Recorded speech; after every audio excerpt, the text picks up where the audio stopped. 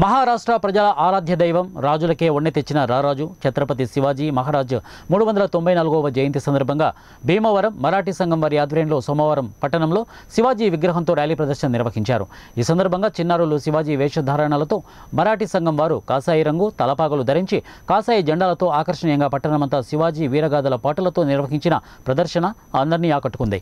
భీమవరం మరాఠీ సంఘం నాయకులు చంద్రశేఖర్ శ్రీవిద్యలు మాట్లాడుతూ 16వ శతాబ్దంలో జన్మించిన ఛత్రపతి శివాజీ 16వ ఏటి నుండి సైనికుడిగా ప్రారంభమై మరాఠీ సామ్రాజ్యాన్ని ఏర్పరచుకొని మొఘల సామ్రాజ్యాన్ని తుదముట్టించే వరకు పోరాటం సాగించాడని, శివాజీ పరిపాలన దక్షత మహిళల రక్షణ ధ్యేయంగా భారతదేశ చరిత్రలో ఛత్రపతి శివాజీ సాహసగాథలు సువర్ణాధ్యాయంగా మిగిలాయని, వారి చరిత్ర భావితరాలకు తెలియజెప్పాలని గత 3 సంవత్సరాలుగా వారి జయంతిని భీమవరంలో నిర్వహిస్తున్నామని తెలిపారు. సంఘ సేవకులు అల్లు శ్రీనివాస్ మాట్లాడుతూ ఛత్రపతి శివాజీ మరాఠీ వీరుడే కాదు, యావత్ భారతదేశం గర్వించదగిన సాహస వీరుడు అని, శివాజీ సైనికులకు ఇచ్చిన శిక్షణ క్రమశిక్షణ మహిళలకు అందించిన రక్షణ చరిత్రలో నిలిచిపోయిందని, ఈనాటికి శివాజీని మరాఠీ ప్రజలు ఆరాధ్య దైవంగా కొలుస్తారని, శివాజీ జయంతి దేశవ్యాప్తంగా నిర్వహిస్తున్నారని అన్నారు.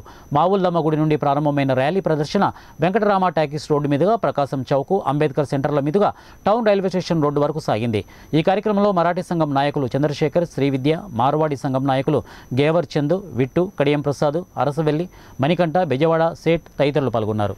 జ్ఞానేశ్వరి ఎలా మనం పిల్లలు నేర్పుతున్నా అలాగే ఛత్రపతి శివాజీ మహారాజ్ గురించి కూడా పాఠాలు నేర్పించుకొని ఆయన జన్మదినాన్ని మనం అందరూ కలిపి భీమవరం ఇవాళ అదృష్టంగా భావిస్తున్నాం. ఒక భారత మాత ముద్దు బిడ్డ జయంతి 394వ జయంతి. ఆయనే శివాజీ మహారాజ్. భారత మాత గర్వించదగ్గ మహనీయుల్లో ఒక గొప్పవాడైనటువంటి శివాజీ మహారాజు హైందవ సామ్రాజ్యాన్ని స్థాపించి హైందవ ధర్మాన్ని నిలబెట్టడానికి, ఈ దేశంలో దేశభక్తి చాటడానికి, స్త్రీని గౌరవించడానికి, ఈ దేశంలో ఐకమత్యాన్ని చాటి మరి దేశ ఔన్నత్యానికి మరి ఒక పునాది వేసినటువంటి ఒక గొప్ప హైందవ సామ్రాజ్య చక్రవర్తి మరి శివాజీ మహారాజ్. మన భారతదేశ చరిత్రలో మరి ఎంతో మంది ఎన్నో రకాలుగా మరి చరిత్రలో నిలిచిపోయారు.